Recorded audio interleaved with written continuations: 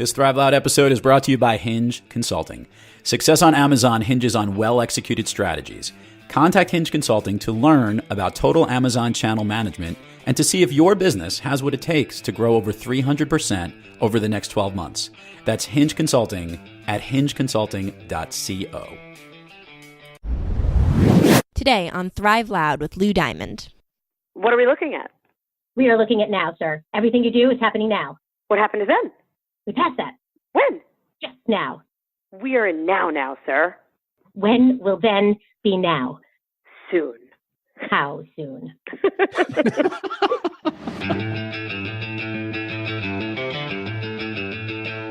Now I'm getting really excited. Okay, this is the part where I'm going to get loud. Holy crap, here we go. I like telling stories. I learn best through experiences. Everything I do is because of everything I did. Talk about having maximum impact while having a ton of fun. When you can net through that, what you do leave behind for your listener will have more impact. Wow, bring it on.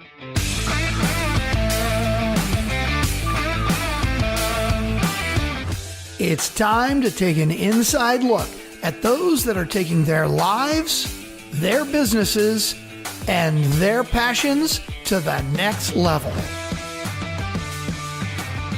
Get ready to thrive loud with Lou Diamond. Welcome, everyone, to another episode of Thrive Loud with Lou Diamond, connecting you to the most inspiring and amazing people that are thriving each and every day. I'm your host, Lou Diamond. Today on Thrive Loud, we have a special episode in store for you because we have two guests with us today. The first is a certified speech language pathologist and private therapist in New York City and New Jersey, with an expertise in all preschool, elementary, and middle school levels. She's the mother of three and has seen more Dave Matthews concerts than anyone could possibly count. The second is a career-long educator with more levels of teaching certification than I will ever be able to list here or ever be able to remember. She is currently an amazing enrichment teacher with a focus on teaching technology and higher learning to elementary students, as well as her fellow colleagues in her district in Long Island, New York. A writer, mother of three, and the last winning color war general at Camp Anawana. Thrive Loud listeners, you've requested, asked, in some cases begged for me to have these two thriving individuals on the show, and we needed a snow day in the New York area to make this happen. I bring you my two amazing, thriving younger sisters, Melissa Feinberg and Audrey Kent. Hello, Melissa and Audrey. Wow, quite an introduction. Wow. So, who knew you were listening all those years? Well, not only was I listening, you see, here's the funny thing is that, so for the Thrive Lab listeners that you know this, as I gave that in reverse order, Audrey is the speech pathologist. Say hello, Audrey, so people know who you are. Hi, how are you? And Melissa is the lovely educator from Long Island. Melissa, say hello. Hi, everyone. There you are. So now we're on. Now we know who is who. So here's the whole story. A very good friend of mine, who you guys know very well, named Jay Schwartz, one time came to my parents' house for dinner. And he absolutely loved the dynamic. This was years ago when I was in college and my sisters were still living at home. And at this particular meal, he came back into the car and we headed out, and he commented to me and he said, "Now I know why you talk so much." And he said, "You guys can't get a word in edgewise when Melissa and Audrey are around. So when you're out, you let it all out, and with that, when they're not in your presence." And by the way, I want to make it clear that for our entire lives, this has pretty much been true, and people think that I'm a podcast host because of these two individuals. So we've always been bringing out your entertainment. Yeah, exactly. By the way, as you can tell, they think alike, they sound alike, and they can finish each other's sentences, and they can communicate without actually communicating, which is really strange considering how much they talk. So, but one of the things that is important is that a lot of people said, "Dude, you got to get them on because they're going to be able to explain what the heck makes you, you." And here's the best part. When people are guests on my show, you guys are the stars. So this is an opportunity for me to ask the right questions and you guys to comment, opine, obviously make fun of. And I figured the best. That's just a given. Yes, well, we knew that would happen. So I wanted to have two themes of this show, and I wanted to start it off with the first theme being, what it was like growing up with me as a brother. And then I'm saying, that's a good topic. Because I'm choking, and I have different categories of what this would be. I would say, starting off, obviously, growing up in a home together. Well, we could talk about dinner table activity, and then moving maybe to summer camp, and then later in life. And I think if we start with that, we'll then matriculate over to what later in life is like, obviously, because you guys have sons of your own growing up. So now you've dealt with a brother in the household, and then what it's like to have to raise two of them each. So so let's start off. I'm going to start off in age order, and not because I like one more than the other, as was said before we hit the road. Yes.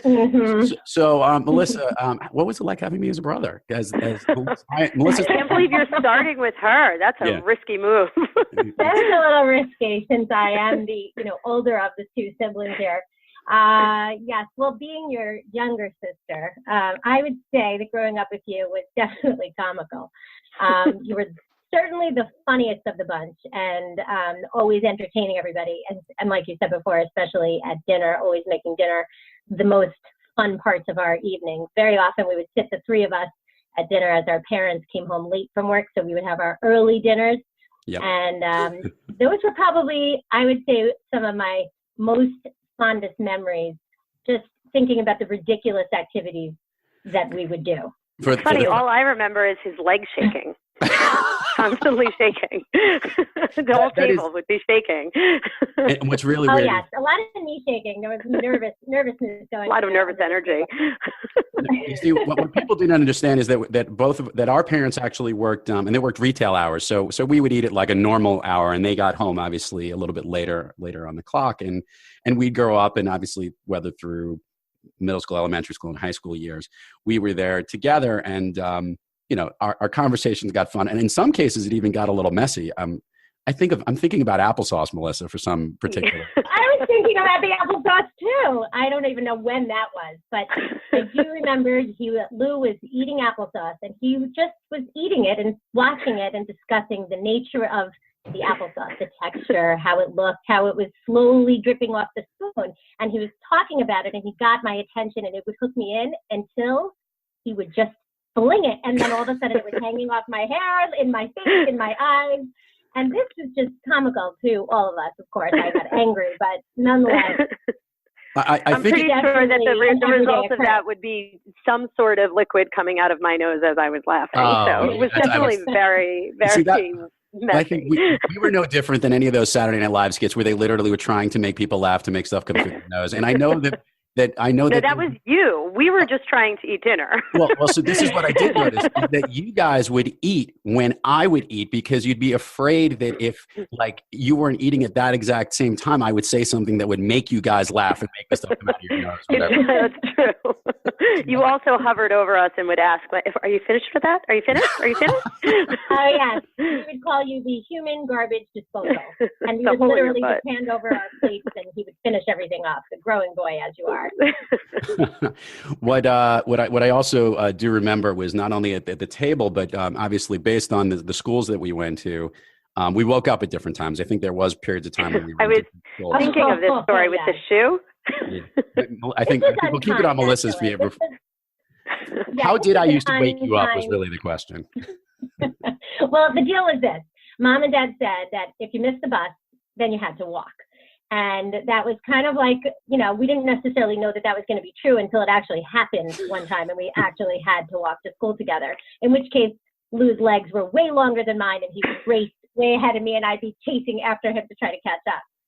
But after that, he was always very, very confident that we would not miss the bus, and he would wake me up and make sure that I get up, and I was kind of not very good in the morning, which is still a very true situation in my case.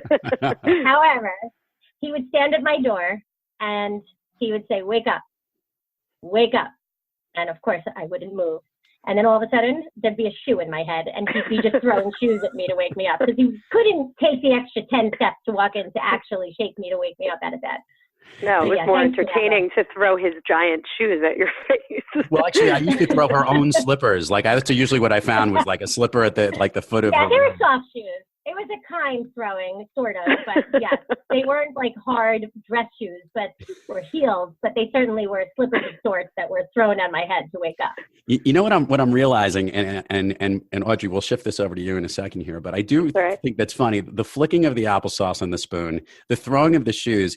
I keep thinking of Jack, your son, and with Anna, and how similar that kind of is. I mean, is that, I wonder how that works. I know, it's just kind of a rite of passage. You're born knowing that you're supposed to torture your younger sister in a relatively affectionate way just to get a rise out of them. That's pretty much the relationship that I'm watching, and I lived my whole life. Now, Audrey, it's okay. There were some paybacks, though, Lou. There were some paybacks. I was thinking about that. Share with the listeners. Audrey, are you thinking about what I'm thinking of? The night, the infamous night of the chin-up bar? Yes, the chin-up bar. Oh my God. So I'll set the stage, and then you can describe it. I used to have one of those chin-up bars between the doorway of my room, and our parents would go out, and I'd be responsible for babysitting, if you could call whatever that was, watching. This is when I was in high school, and I would want them out of the room. I probably was on the phone talking to some girl or something like that, and they would just annoy me because they'd like to do that. And I believe one of them was hanging on the bar, and I started to loosen the bar while they were on it so they could see, like, as if it would fall. Now I'll let you continue the rest of it.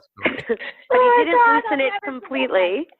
He didn't loosen it completely, so it's still hanging in the bar, between the two doors, and we just keep nudging and nudging. We just keep coming in. I don't even know what we were doing.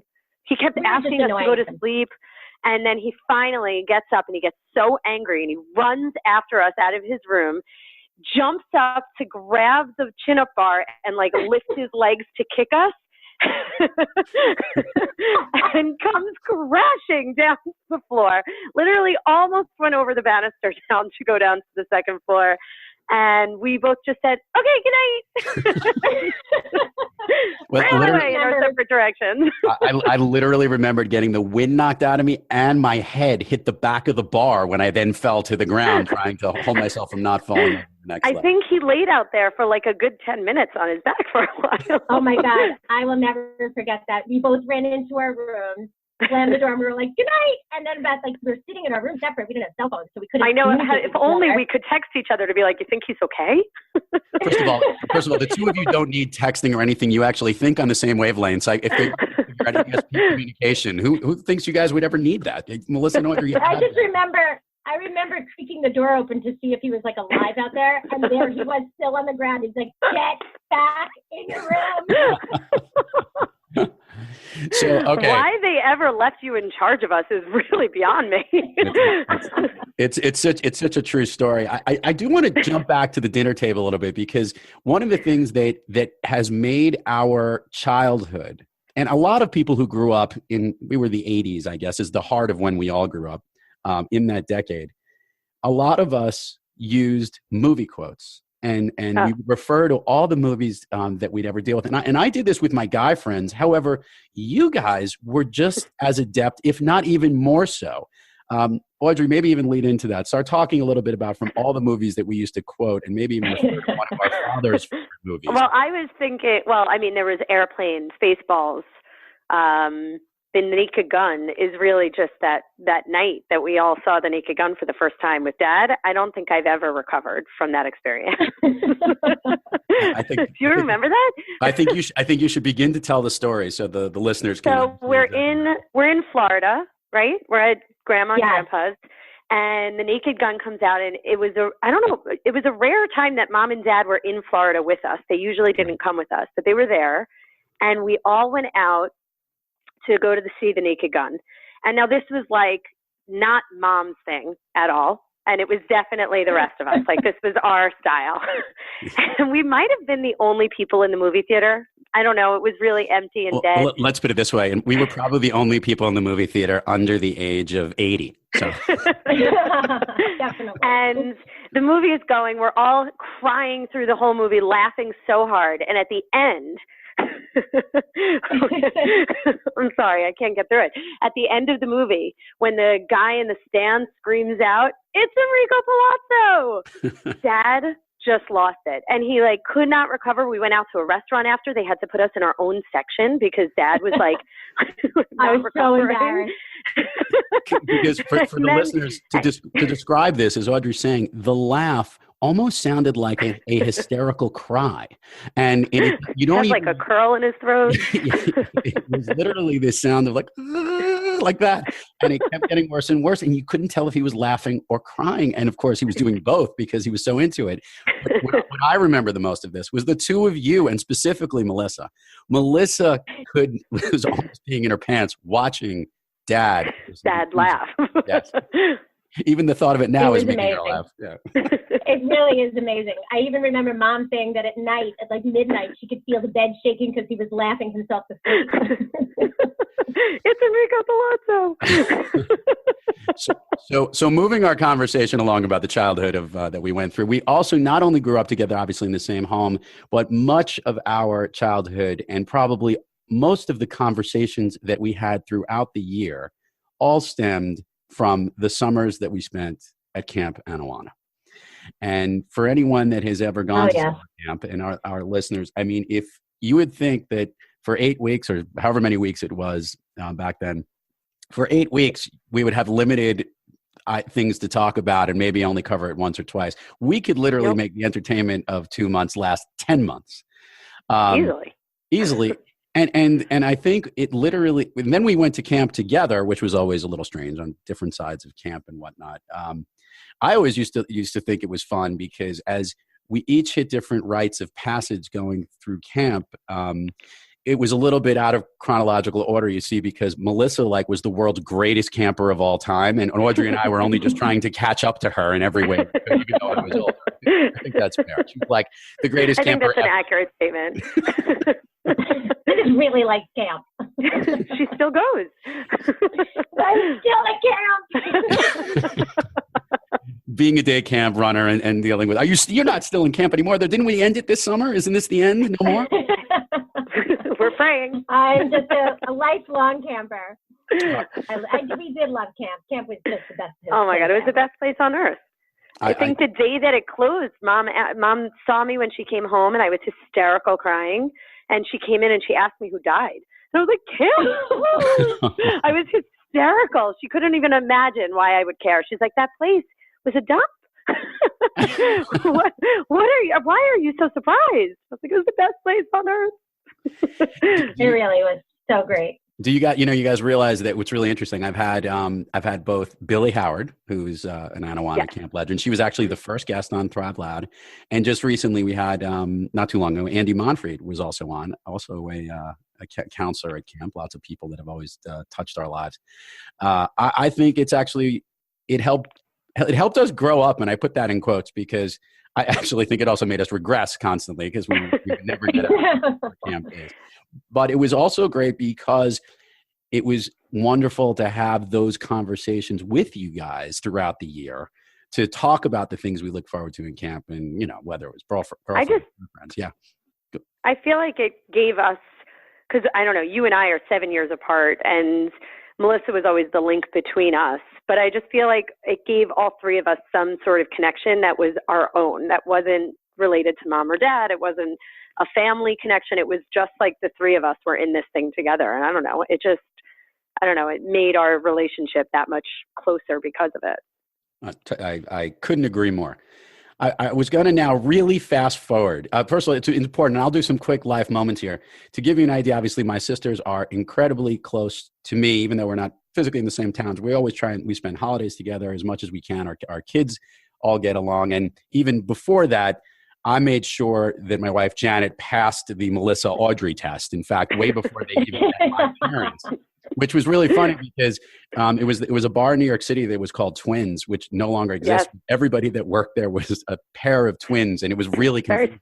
Because I remember I went to a I'm like, didn't you get my drink order? She goes, no, that was my brother. I'm like, yeah, what are you talking about? It's a very strange concept for a bar, but I remembered I go, you have to meet Janet beforehand, and that was probably the first time I ever introduced anyone I ever dated that didn't go to camp to you guys. So And if I didn't have camp, I probably wouldn't have given you that option either.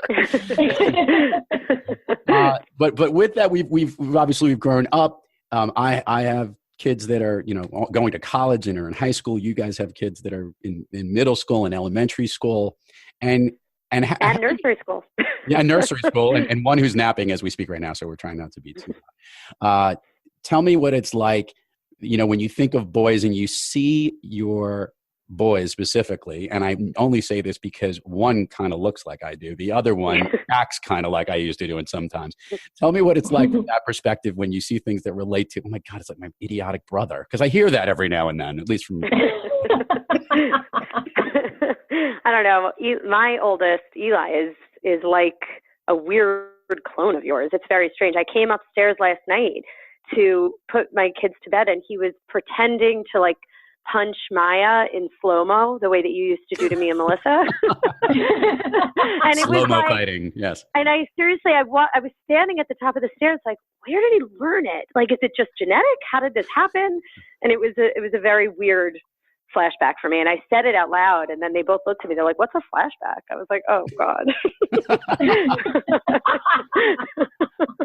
But yeah, it's like there's a lot of similarities in watching Eli with Maya, and I'm sure like Jack definitely. with Anna, then I have so many memories of what it was like with you as an older brother. How nudgy they are. And Melissa, from your perspective? Well, I would say, similar to what you were referring to earlier, that Jack, the way that he presses Anna's buttons it's remarkable that every single time it happens, I'm like, oh yeah, I've been there. I understand. So I feel for Anna very much so, because I know that sometimes the nudging is, can be a little bit taxing. She has mastered, the "it's not fair" comment that I used to make all the time. I thought you copyrighted that, by the way. I thought no one else was allowed to use it. I thought I did too, but my daughter has definitely surpassed the "it's not fair" comment. And I believe that Jack, who, plays that role of the oldest brother like you played in our family, definitely I do see some similarities. Okay, so now's going to come to the point that is the most relevant, and that is the sense that, as you guys know, and as the Thrive Lab listeners, I've heard even a couple of shows, he's contributed to some of the openings. I have a son who is going to college, at this time a senior in high school, 17 going on 18. And Crazy. What I hear all the time from his two aunts who are on the phone, how crazy it is to them, because there are many characteristics and things that he does that remind you guys of specifically how you remember me as your older brother growing up. Well, because that's how he's like the right age right now that we remember you as our older brother, right? Like living in the same house with you. It's as if you're hanging out with Lou at 17. So that's why I love hanging out with Alex too, because it reminds me of like hanging out with you when I was little, which is like, so it's such a weird thing. Like you can never really get that back, that relationship. And when you hang out with Alec, it literally, he looks like you, he sounds like you, he talks like you. It's remarkable. He has this plays the guitar way better than you, though. Oh, way more musically talented. He's way smarter, probably better looking as well. He's the better version of you. We needed to get through another generation. We had to wait and improve. That's how it get to. We only hope to make the next generation better than the one that we came from. So we have to give a good base. But yeah.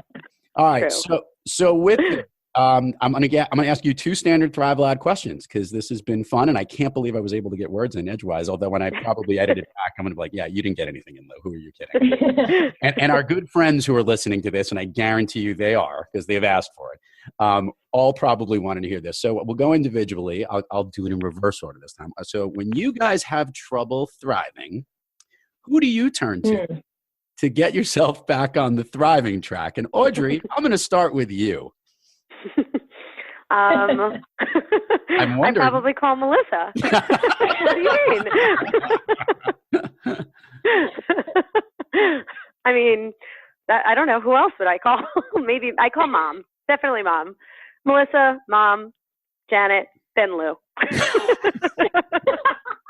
I guess Dad might be in there too, but I would start with Melissa. And Melissa, who do you turn to on the to get back on the? I do. I mean, I would say that between Mom and Audrey and Lou and Ethan, who I do turn to very often to help me get my head on straight, would be the people that I do turn to first. Andrew too. We know you. Yeah, Andrew too. I meant that. Yeah. No, I definitely. Yeah. Did you call your sister yet? And I usually get my morning, in my short 20-minute commute. That's when I speak to Janet. That's true. Actually, I'd like to clarify that because there are certain days that I'm actually working out of the home office, and I'll actually get to speak to Melissa, which is a tough thing to do these days. Busy running around. Hard to get on the phone. Difficult person to find. Do not ask Melissa how many unread messages she has on her iPhone. If you look at this number, like there are people in Apple. It gives me anxiety. They're actually going. Oh yeah, I would can we go to a million? Like voted off the island for my 19,000 unread emails. So let's do this. So we're not going to do the normally at this time we do like the plug where we say where everyone can find you guys, but I'll provide all that fun information. Instead, let's do goals for 2018. Melissa, let's go with you. Any goals or plans that you have for this upcoming year? Well, actually, yes. I have been working on writing a children's picture book, and I am really hoping that I can get that off the ground and really do something with it to get it published. That's something I've been hoping to do for a very long time, and I'm hoping this year is the year that it happens. I like it. I like that. I like that plan a lot. And Audrey, how about you? Professionally, maybe build more local clients so that I'm not always in the city. Personally, not yell at my children so much. I don't know. That might be, but I feel like that really goes hand in hand with their goal of listening better. So we'll see how that goes. So let's go ask the final signature question here. And by the way, you guys have been great. I will have a good sign off here for you two. I always ask the Thrive Loud listeners what their favorite movie is. And since usually we have two people here, maybe it's important to explain to you guys, what is your favorite movie? And can you tell us why? Well, obviously it's Spaceballs. Obviously. Spaceballs movie. Spaceballs the flamethrower. Okay, I love Spaceballs. The reason I love Spaceballs is because it is just completely gives you that moment to just free your mind and laugh and be ridiculous, which is kind of like really exemplifies everything that represents us and our family growing up. Being ridiculous. Being ridiculous. Definitely. So well said. So well said. I will say this for the entertainment of the Thrive Loud community. This is what a typical dinner would be like at the Diamond House. I'll let you take the baton here. What are we looking at? We are looking at now, sir. Everything you do is happening now. What happened to then? We passed that. When? Just now. We are in now, sir. When will then be now? Soon. How soon? That is spectacular. So unbelievable. It really comes right back. It's amazing how I have no idea what I even had for breakfast, yet I can pull that out of my brain in 4 seconds flat. I saw something recently. It's a really good story about Rick Moranis, who, as you know, after he made this Honey, I Shrunk the Kids movie, he stopped acting completely, and it's a really sad story. His wife had passed away, and he raised his 2 very young children over the last 15 years or so. But he has not really made a movie since like Honey, I Shrunk the Kids or something like that. Right. And everyone has said we got to get Rick Moranis back. Whether it was My Blue Heaven or obviously there was rumors of a Spaceballs 2. The sequel. The sequel. And when that rumor came out, he had somehow, finally in an interview, he said that would be the only role he would ever play again. To come back out and to be that, which is to play Dark Helmet one more time. I mean, it's an amazing role. What's the combination? 1, 2, 3. 2, 3. 1, 2, 3, 4, 5. That's a combination an idiot would have on his luggage. Change the combination on my luggage. Well, it's so good, but that is sad. I would love for them to do a sequel. That is really sad, but I did hear about that sequel. I would love a sequel to come out. And I'm sure many people were. There's a million Spaceballs fans out there. Can you just imagine if that movie did come out? If that movie did come out, that we would actually have to see not only that movie with our own families and all of our kids, but we'd have to break our dad out just to see what kind of silly laugh would come out of that. We might need a private screening. Exactly. I know. Poor mom. She never really liked the whole movie quoting thing. She never really got it. No, she can't stand it. I think it is some kind of gene, and somehow but dad can't really quote movies well either. We just sort of adapted this skill, I think. Yeah. Maybe it's just it is. We call it HBO or the. Do you find that your kids do it now? Because my kids will quote movies that they've seen, and I'm like, I feel very out of the loop, and it bothers me. I'd say that they not only quote movies. It seems to be this old school. For at least for Alec is a popular one they quote, and Toby, my daughter, she quotes a bunch too, but different stuff, not in that same silly regard in that comedy movie. It might be something, back in the day it was High School Musical. Right. One of those, but now it's more along, some of the funnier movies that they see. It's tough. We're just trying to get, Toby into watching movies, which is an important part of, our whole family culture. So we're trying to get Anna to watch movies too, and Austin, who doesn't typically like to watch movies. So these past 2 snow days, I have made them watch movies. I mean, you're going to sit down and watch a movie no matter what. Maybe I should get them to read a book instead. I'm like, watch this movie. Well, Anna has recently been watching Pitch Perfect, so she's very those are happy good. with that. I even like those movies. I like them. Those girls can. They're awesome. It's awesome stuff. Okay, so Melissa, Audrey, this has been long overdue. This has been what I'm dubbing the Sibling Show. I can't thank you enough for being on, but maybe more notably, I think everything that I am comes from growing up with 2 wonderful people like you, and you are in my hearts forever. Aww. And are essential, great aunts, great sister-in-law. Probably would take that role over having me as your brother. I've realized that now more and more. But may we continue? Nah, we love you, Lou. Yes, well, yes. You'll keep me, sure. We love you, Lou. Thank you so much, though. Nah, You had fun? See, this wasn't too hard. Wasn't so bad. It was fun. It was really fun, and we think you're the best. You really are the best, greatest big brother ever. I love how she lies. That's from the heart. That's from the heart. Thank you, guys. Right back at you as my 2 favorite sisters. And I can't believe we got through the show, and we've actually did it on time before Audrey's youngest 2-year-old actually awoke from his nap, and we did this. Yeah. Well done, everybody. As well as we could. So. Great stuff. The Thrive Loud community is only shaking their head going, I can't believe I listened to this whole thing. And thank you guys for coming on. This has been awesome. To all the Thrive Loud listeners out there, thank you for joining us. And until next time, keep thriving onward and upward. And remember, be brief, be bright, be gone.